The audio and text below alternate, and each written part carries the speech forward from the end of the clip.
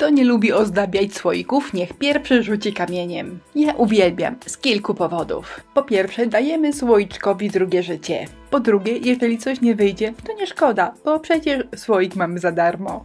No i taki ozdobiony słoik jest świetny na prezent, ponieważ nie jest zobowiązujący, a zawsze cieszy.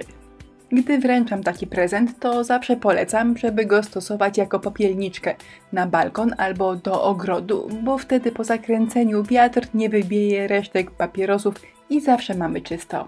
Zaczęłam od przeciągnięcia słoika primerem. To nie jest konieczne, ale dzięki primerowi bardzo ładnie siada nam farba i potem wystarczy przemalować słoik tylko raz, bo bez primera farba na słoiku ślizga się fatalnie. Wyciski z masy super lekkiej można przyklejać jeszcze na mokro, czyli od razu po wyciągnięciu z foremki, albo można je wysuszyć i przyklejać na sucho. Jak jest lepiej? Tutaj nie ma reguły, właściwie tak jak Wam pasuje lub tak jak lubicie. Foremki najpierw opruszam mąką kartoflaną, a dopiero potem wypycham masą. Dzięki temu masa bez problemu wychodzi mi z każdego kształtu.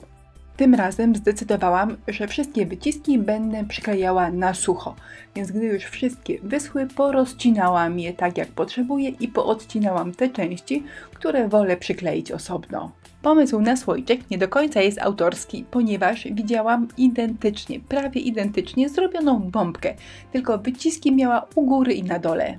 Góra z dołem została połączona właśnie takimi sznurowymi wyciskami, a pomiędzy na tych wolnych polach były wklejane różne piękne świąteczne rysunki. Autorowi bombki dziękuję za pomysł i za inspirację, a ja pomyślałam, że najwyższy czas przywołać wiosnę, więc tym razem lawenda. Często jak robię pracę, wydaje mi się, że wszystko jest zrobione po kolei i ok, a potem jak składam film, zastanawiam się, czemu zastosowałam takie, a nie inne rozwiązanie. No i tutaj przykład. Zobaczcie, przykleiłam górną część wycisków, a teraz je przemaluję na fioletowo. Natomiast sznury pomaluję osobno, przed przyklejaniem. Chyba by mi było wygodniej te górne wyciski także pomalować wcześniej. Na zmianę decyzji jest już dużo za późno, ale Wam polecam, żeby wyciski malować przed przyklejaniem. Wszystko sklejam klejem na gorąco, ale jeżeli nie lubicie tego rodzaju kleju, to polecam Express Glue. A teraz cieniowanie, czyli przyda się pędzelek skośny i jakaś przyzwoicie napigmentowana farba.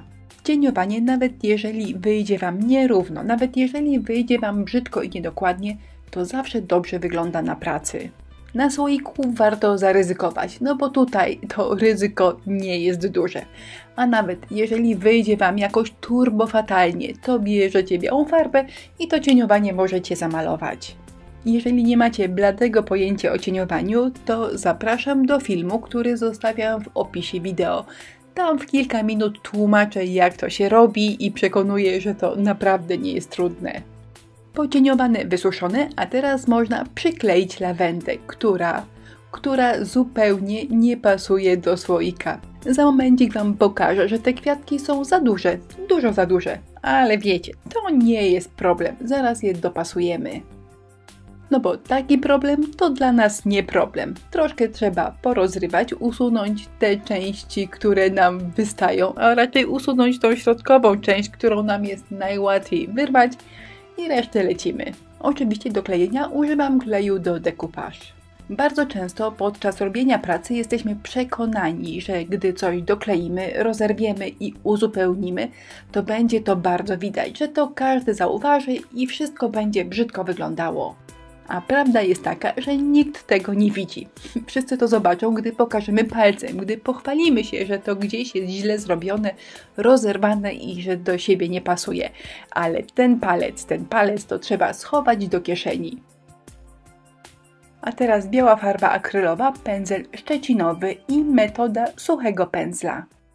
Czyli odrobina farby, potem nakładamy ją na pędzel i ten pędzel mocno gdzieś z boku wypisujemy, żeby praktycznie tej farby już na pędzlu nie było i wtedy ładnie przejeżdżamy wszystkie nasze wyciski.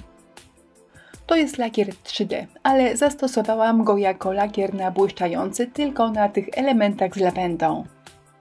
No i teraz zrobiło się jakby elegancko.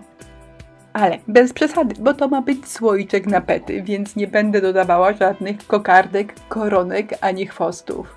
U góry chciałam dodać jakąś ładną gałkę. Niczego nie miałam w domu, więc górna gałka jest zrobiona z korka do wina. I mój prawie wiosenny, lawendowy słoiczek na pety albo na co kto tam będzie chciał jest gotowy. Jak zwykle listę produktów, których używałam w tym filmie, zamieściłam w opisie wideo. Wszystkich, którzy kochają deku, zapraszam na naszą grupę na Facebooku, która nazywa się Inspirello i Przyjaciele. I tych, którzy kochają deku, także zapraszam za tydzień na nowy film, który jest co niedzielę. Do zobaczenia!